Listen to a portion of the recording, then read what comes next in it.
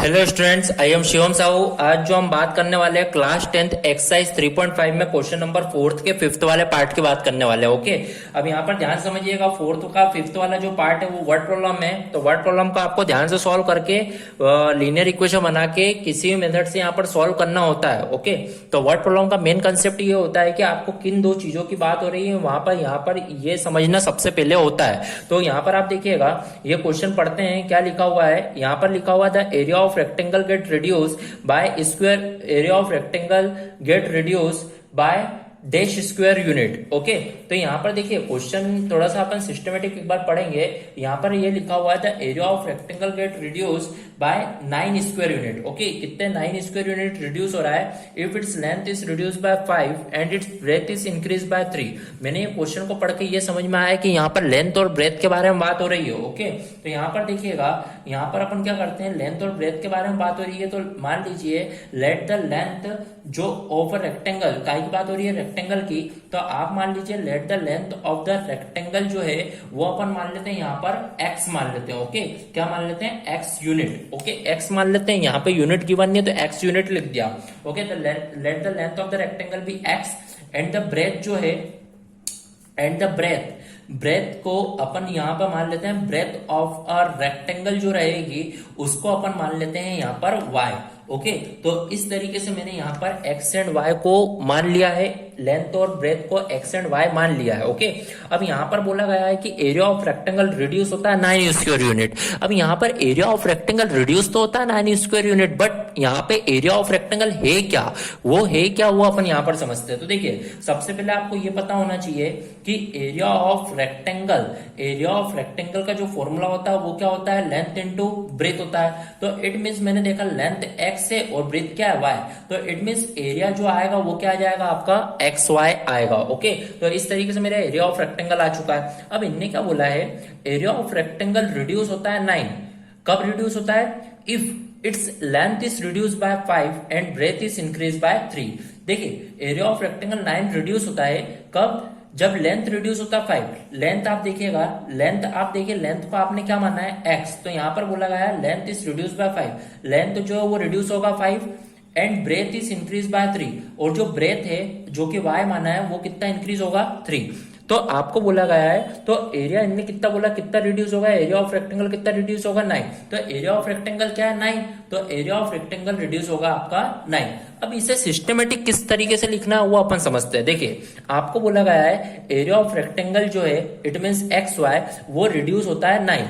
कब रिड्यूस होता है, जब लेंथ रिड्यूस होती है 5 और ब्रेथ इंक्रीज होती है 3। तो यहां पर मैं कोई इक्वेशन बनाने के लिए, एरिया ऑफ रेक्टेंगल वैसे होता है लेंथ इनटू ब्रेथ, तो मैं देखूंगा यहाँ पर जो लेंथ है वो क्या है, x माइनस 5, और ब्रेथ जो है वो क्या है, y प्लस 3। तो इस तरीके से मैंने वैल्यू को पुटअप करा और इस इक्वेशन को सॉल्व करके मैं अब मेरी लीनियर इक्वेशन क्या करूंगा, बनाऊंगा। ओके, यहां पर देखिए x into y x y, x into 3 3x, minus 5 into y minus 5y, then 5 3 जा 15, तो is equal to x y minus 9।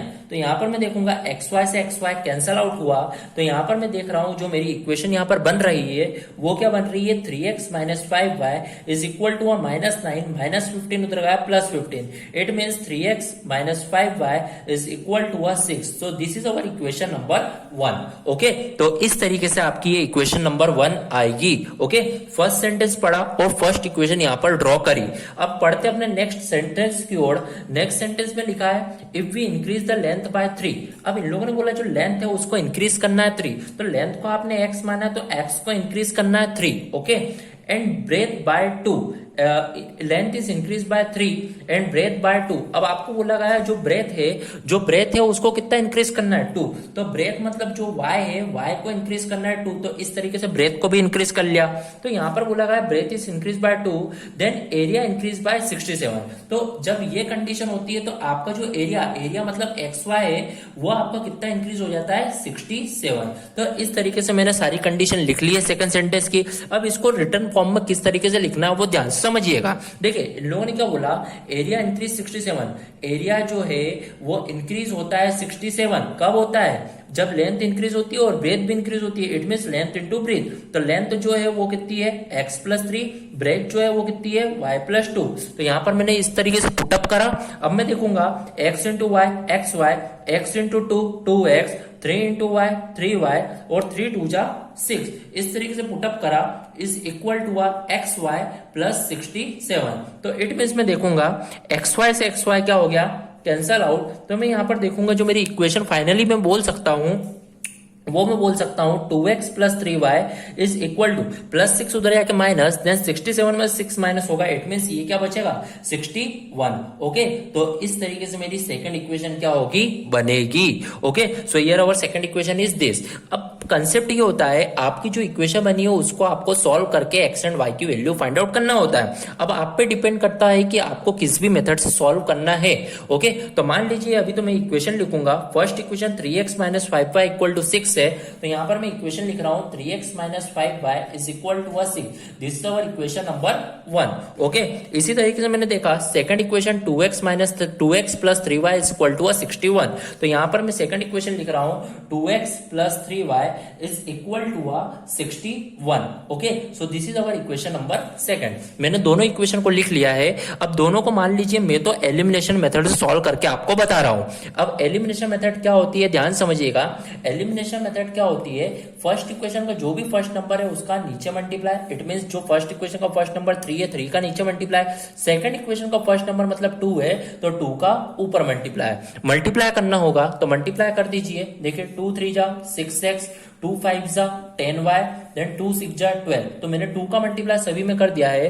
Then 3 की बारी, 3 2 जा 6x, 3 3 जा 9y, 3 1 जा 3, देन 3 6 जा 18। इस तरीके से मैंने मल्टीप्लाई कर दिया है। अब आपको मल्टीप्लाई करने के बाद क्या करना होता है, साइन चेंज।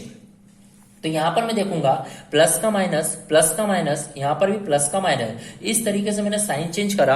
अब साइन चेंज करने के बाद आपको क्या करना होता है, बीच वाले साइन को क्या करना होता है, छुपाना होता है। तो यहां पर जब मैं बीच वाले साइन को छुपाऊंगा तो मैंने देखा प्लस माइनस माइनस, तो 6 से 6 कैंसल आउट। फिर मैंने देखा बीच वाले को छुपाया, माइनस माइनस प्लस, तो 10 प्लस 9 19, बड़े क्या minus, it mean minus 19y is equal to, मैं देखूंगा फिर बीच में छुपाऊंगा प्लस माइनस माइनस, तो 183 में से 12 जाएंगे तो यहां पर जो बचेगा वो कितना बचेगा 171। बट माइनस में बड़े क्या माइनस है, इट मींस माइनस, तो माइनस से माइनस कैंसल आउट। तो y की जो वैल्यू है 171 अपॉन में 19, तो इट मींस मैं देख रहा हूं 19 9 जा 171। तो y की जो वैल्यू रहेगी वो कितनी आ जाएगी, आपकी 9 फाइंड आउट होगी। अब आपको जो वैल्यू फाइंड आउट करना है, x की वैल्यू फाइंड आउट करना है, इसीलिए मैं ये y की वैल्यू को इक्वेशन नंबर फर्स्ट में पुट करूंगा। ओके, तो यहां पर मैं लिखूंगा put value of y in equation number 1। Okay, equation number 1 क्या है, 3x minus 5y is equal to 6। तो 3x माइनस 5 इंटू वाई कितना है 9 इज इक्वल टू 6। तो 3x 9 5 जा 45 इज इक्वल टू 6। तो इट मीन्स मैं देखूंगा 3x is equal to 6 minus 45 उधर गया तो प्लस 45। तो इट मीन्स मैं देखूंगा 3x इज इक्वल टू 51।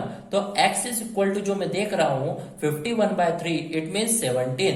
तो यहाँ पर जो x की वैल्यू रहेगी वो मेरी कितनी आ जाएगी 17 फाइंड आउट होगी। ओके, सो इस तरीके से आपकी x एंड y की यहाँ पर वैल्यू को फाइंड आउट करना होगा। ओके, अब आप बोल सकते हैं यहाँ की लेंथ को आपने x माना था तो x जो है वो कितना है आपकी 17। तो इट मीन्स आप यहाँ पर बोल दीजिए कि जो आपकी जो लेंथ है, लेंथ को आपने x बोला था, इट मीन्स 17 है। और ब्रेथ जो है BREADTH, ब्रेथ को आपने y बोला था तो y जो है वो कितनी आपकी 9 है। ओके, तो इस तरीके से आपको यहाँ पर बताना होगा। So here our question number 4th of 5th part of exercise 3.5 is completed. If any doubt in this question, then comment in a comment box. Okay, thank you.